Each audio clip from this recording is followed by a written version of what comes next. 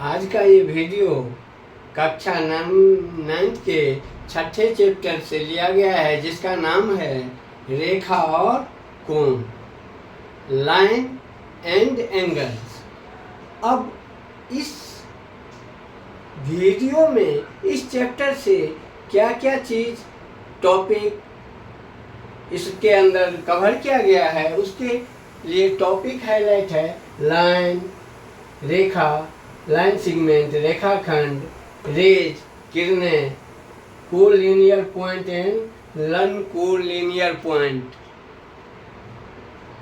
Angle, side, vertex और type of angle, acute angle, right angle, obtuse angle, straight line angle, reflex angle, complementary angle, supplementary angle और adjacent angle.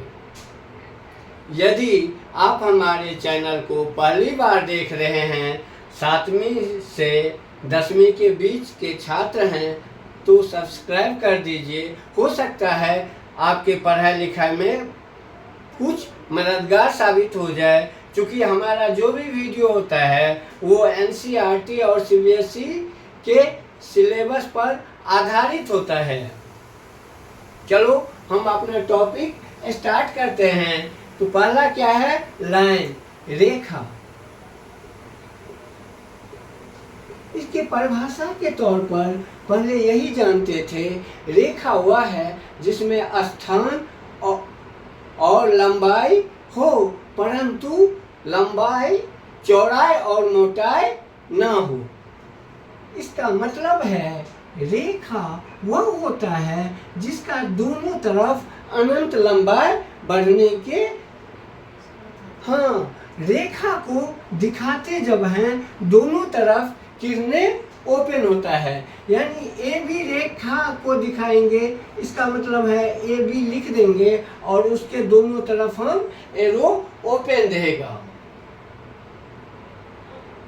और इस रेखा में यदि दो बिंदु फिक्स हो जाते हैं, ए और बी, तो ये ए बी, इस रेखा के ये बीच का जो हिस्सा होता है, ये लाइन सेगमेंट या रेखाखंड कहलाता है। यानी इन रेखाखंड यदि इसी रेखा का में यदि हम प्रारंभिक बिंदु और अंतिम बिंदु फिक्स कर देते हैं, तो ये क्या कहलाता है? रेखाखंड। और रेखाखंड को हम कैसे दिखाते हैं? ए बी लिख के और इसके ऊपर एक लाइन खींच देते हैं। तीसरी चीज आती है रेज। यदि जिसका एक प्रारंभिक बिंदु फिक्स हो और अंतिम बिंदु का कोई ठिकाना नहीं रहता, एरो लगा देते हैं, अनंत लंबाई तक जा सकता है, तो ये क्या कहलाते हैं? किरणें। जब दो किरणें एक ही इनिशियल बिंदु से, एक ही बिंदु से दो किरणें निकलती है, तो ये एंगल बनाती है। क्या बनाती है? अब एंगल में ये जो कॉमन पॉइंट होता है, इसको वर्टेक्स कहते हैं, या हिंदी में क्या कहते हैं? शीर्ष कहते हैं। और इंग्लिश में क्या कहते हैं? वर्टेक्स कहते हैं। और ये जो दोनों किरणें होती है, ये इस एंगल के लिए भुजा कहलाती है, जिसको साइड या आर्म्स कहते हैं। अब जब तीन या तीन से अधिक बिंदु एक ही रेखा पर आती है, तो हम ऐसे बिंदु को संरेख बिंदु या कोलिनियर पॉइंट कहते हैं। और यदि इस रेखा से ऊपर नीचे रहता है, तो उसे हम असंरेख या नॉन कोलिनियर लाइन कहते हैं। अब साइड वर्टेक्स सब हो गया, अब एंगल भी हो गए। अब हम स्टार्ट करते हैं टाइप्स ऑफ एंगल।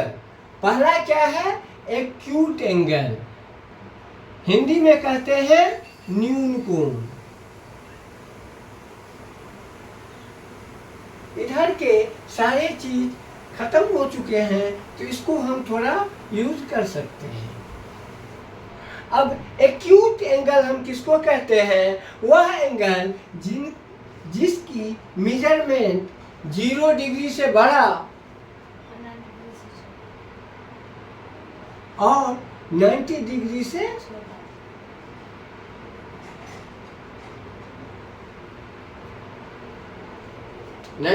से छोटा भी होना चाहिए,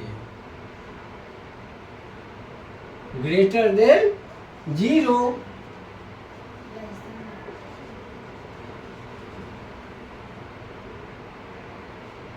लेस देन 90 डिग्री। ऐसे एंगल को हम क्या कहते हैं? एक्यूट एंगल या न्यून कोण।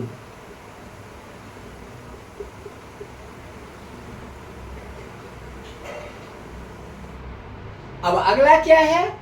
राइट एंगल, वह एंगल जिनका मेजरमेंट 90 डिग्री होता है पूरा, ऐसे एंगल को हम क्या कहते हैं? Right angle.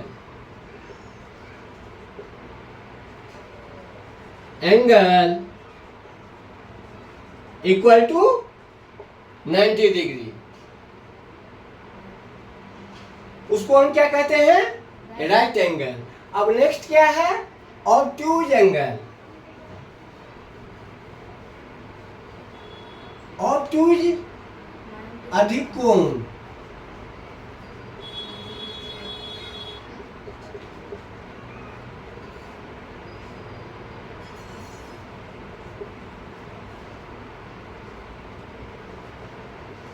वह कोण जिनका मेजरमेंट 90 डिग्री से बड़ा और 180 से छोटा होता है, ऐसे एंगल को हम क्या कहते हैं?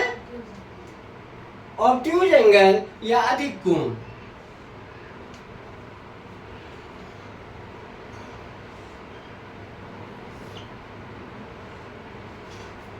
ऐसे एंगल को क्या कहते हैं? Obtuse angle. Greater than 90, less than 180। अब नेक्स्ट क्या है? Straight line angle. जैसे नाम से ही, हाँ, हिंदी में कहते हैं ऋजु कोण।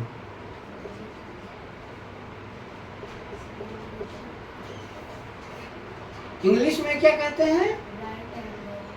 Straight line, straight line angle. जो एक सीधी रेखा, सरल रेखा होती है, यानी वह एंगल जिसका माप मेजरमेंट 180 डिग्री होता है, ऐसे एंगल को हम क्या कहते हैं? Straight line angle.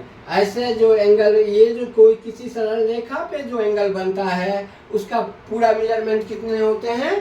180 डिग्री। तो ऐसे एंगल को हम क्या कहते हैं? Straight line angle. अब क्या है? रिफ्लेक्स एंगल, प्रतिवर्ती कोण।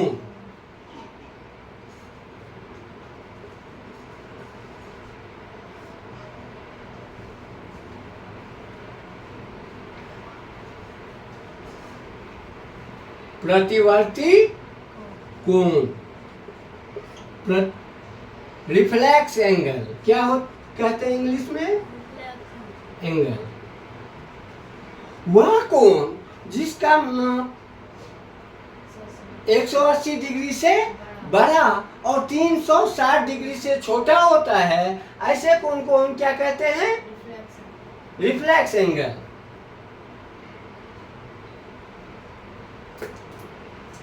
ग्रेटर देन 180 एंगल और लेस देन 360, ऐसे मेजरमेंट वाले जो कोण होते हैं इसको हम क्या कहते हैं? प्रतिवर्ती कोण। अब नेक्स्ट क्या है? कंप्लीमेंट्री, या हिंदी में क्या कहते हैं?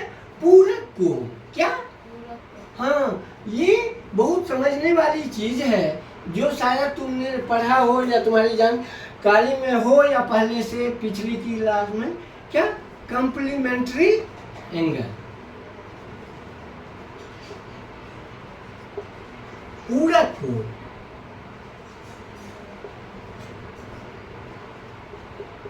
यदि दो कोणों की माप 90 डिग्री होता है तो ऐसे दो कोण आपस में पूरक कोण कहलाते हैं।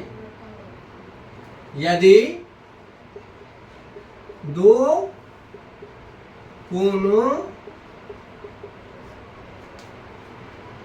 के मापों का योगफल 90 डिग्री होता है तो ऐसे कोण क्या कहलाते हैं? पूरक कोण। पूरक कोण क्या कहलाते हैं?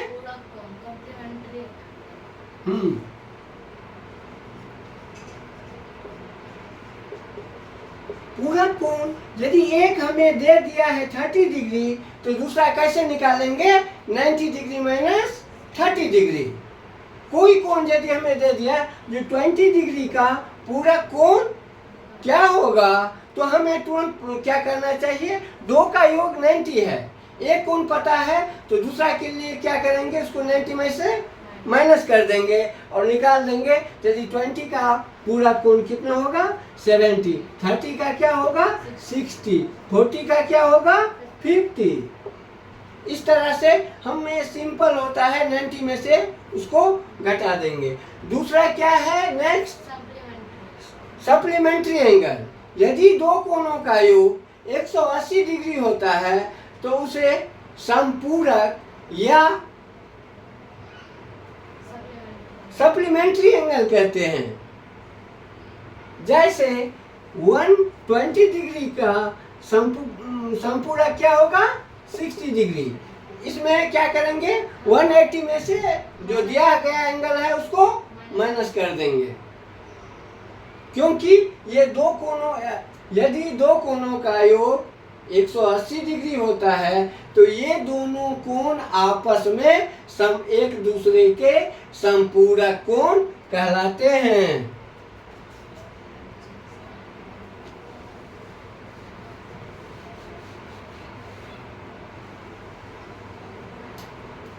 यदि दो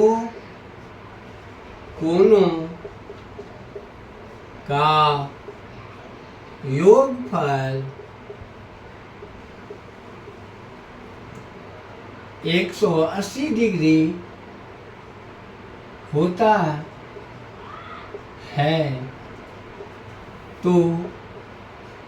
तो ये दोनों कोण आपस में एक दूसरे के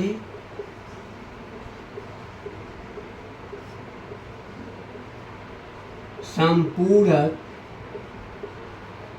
या सप्लीमेंट्री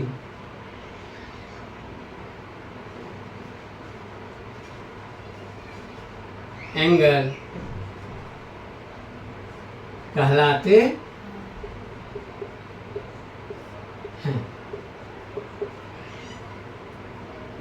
जैसे कि 120 का क्या होगा?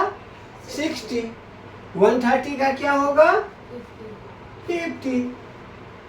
अब नेक्स्ट क्या है? Adjacent angle. अब एडजेसेंट एंगल को समझने की कोशिश करते हैं।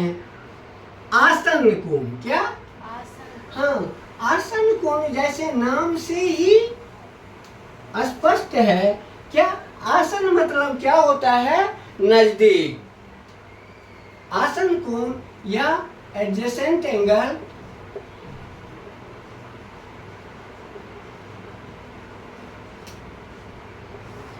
एडजेसेंट एंगल तब होता है जब कम से कम एक भुजा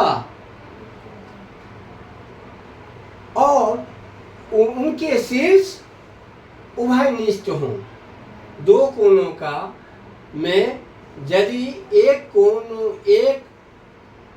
शीर्ष उभयनिष्ठ हो और एक भुजा उभयनिष्ठ हो तो ऐसे कोण आसन कोण कहलाते हैं। जैसे ये बिंदु वर्टेक्स क्या होता है, शीर्ष क्या है, कॉमन दोनों का, और ये भुजा यदि उभयनिष्ठ भुजा है तो ये कोण ए ओ बी सी, यानी एंगल ए ओ बी आसन कोण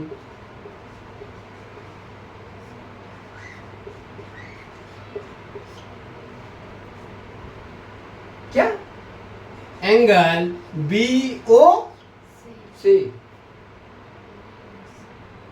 ऐसे इसमें ओ बी भुजा उभयनिष्ठ है और शीर्ष ओ उभयनिष्ठ है।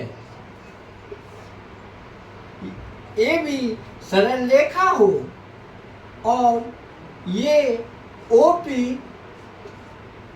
किरणें इस पे मिलती हो तो ये दोनों भी आपस में क्या कहलाएंगे, आसन कोण।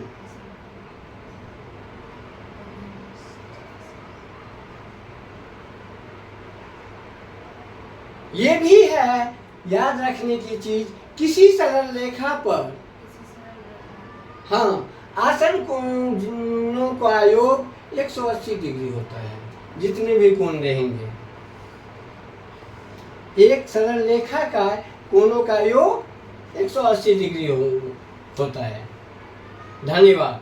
यदि आप लोगों को ये वीडियो अच्छा लगे तो वीडियो को लाइक कर दीजिए, छात्रों को शेयर कर दीजिए। धन्यवाद।